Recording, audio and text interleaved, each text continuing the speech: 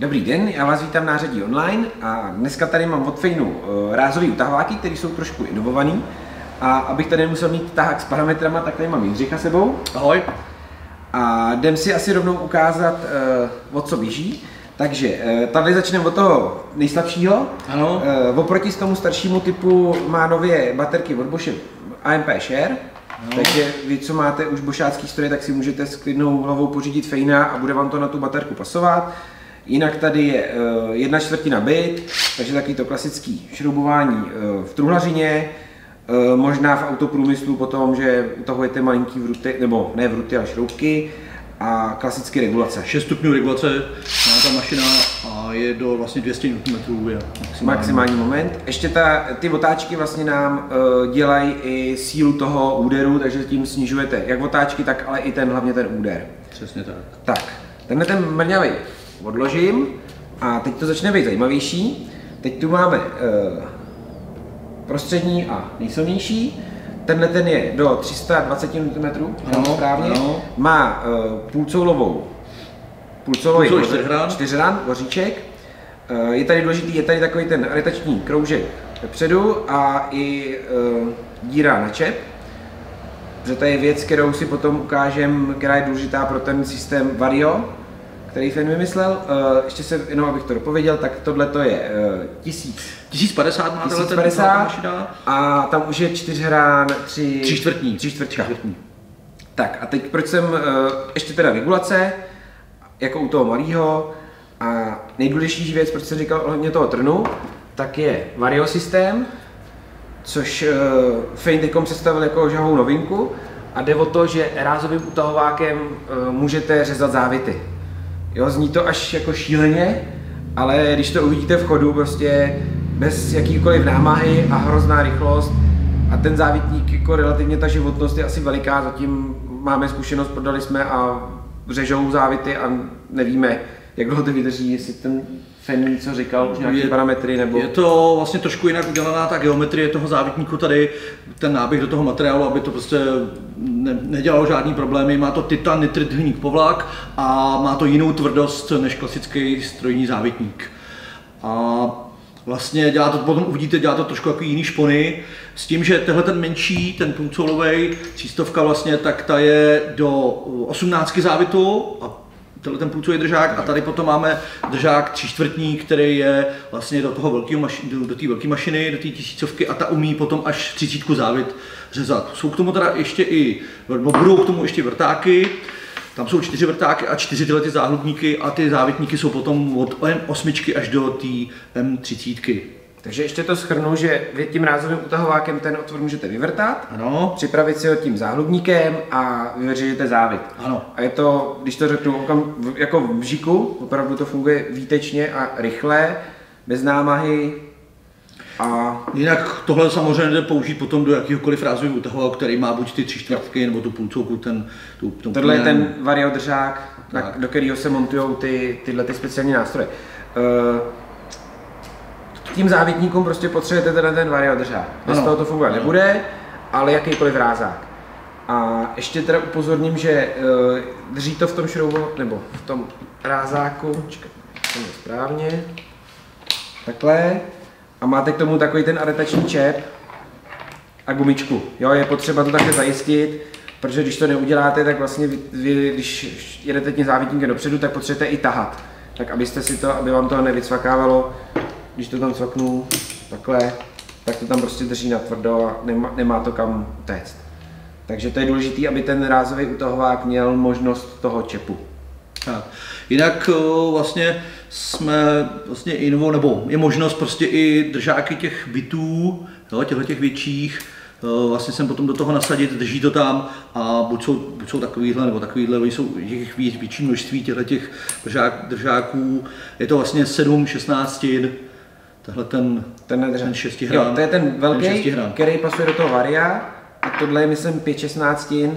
Tohle by mohlo být docela revoluce, že každou chvíli někdo řeší držák na klasický bity do rázových utahováků, protože to dost často praská. Tady to je vlastně na těch 5/16, což je o hodně víc než 1/4 a tohle je držák od Very, tak doufám, že ho Vera furt ještě vyrábí a díky tomu by šel vlastně ten držák použít i na klasické byty, nebo ne na ty větší byty, ale prostě normální a mohlo by to být docela šikovný na šroubování těma tesařskýma vrutama a tak. Protože tenhle ten držák, nebo oba ty držáky jsou samozřejmě kovaný, takže by měly to vydrží. Jsou připravený na prostě rázový použití. K tomuhle velkému ještě rázovému tahováku potom nabízíme takový přechod na ty malý poucový oříšky a na koule sadu, potom těch větších prostě ořechů, takže i na kola, třeba u nákladáků. Jdem si ukázat, jak ten výrobu tou závitu. Tak teď vám prakticky ukážeme, jak se vlastně tyhle ty nové věci používají. Tak použijeme samozřejmě náš Vario systém a Verzamag. Tak. Díry máme vrtaný, cvakneme si tam teda záhrobník. Odrotujeme. A teď teda řízneme, kolikýtka je to, 16 závit. Důležitý je to mazání. A plný otáčky a můžu řezat.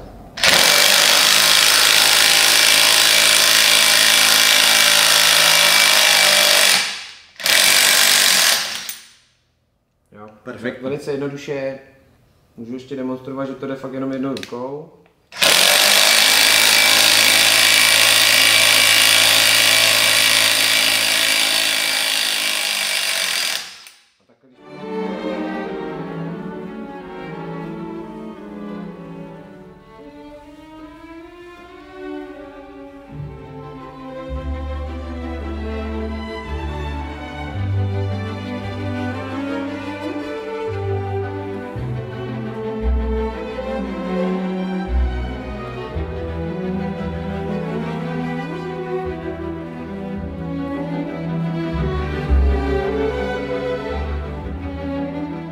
Vedete, tak se to dá krásně takhle vycvaknout.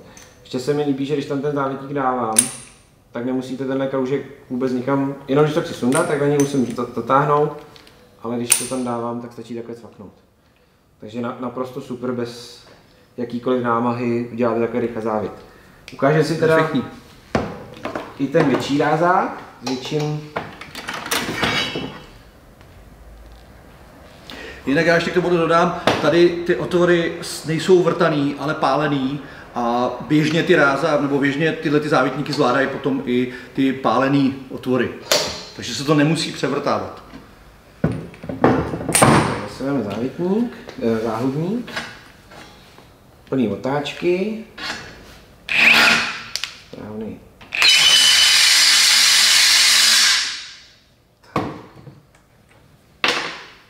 Mázne, nebo už je máznuto? No, máme ještě.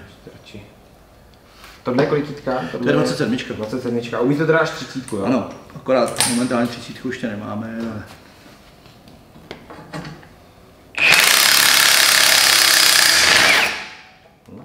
To je ještě větší kufr. No tak je to slabší materiál, tohle je 5, tohle je nějaká 10.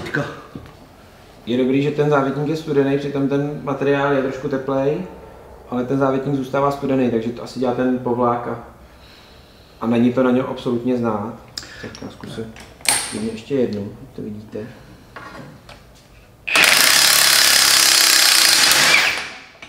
To je fakt hrozný fofr.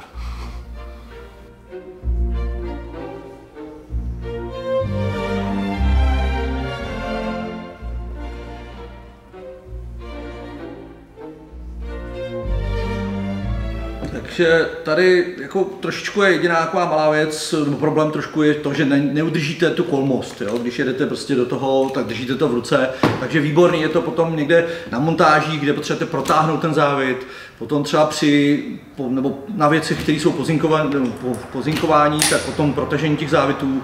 Občas je taky důležitý, když něco se svařuje, je tam třeba matka přivařená, tak ona se stáhne tím teplem při tom vaření, tak protažení zase té matky, ale řezání závitů lze samozřejmě taky. Jo. Takže tohle máme systém Vario, který je určený do rázových utahováků a postupně si teď naskladňujeme plnou řadu těch vrtáků, záhlubníků i těch závitníků, které jsou v tom nejdůležitější. Tak jo, děkuji za pozornost a někdy do dalšího videa, nashledanou. Mějte se, ahoj.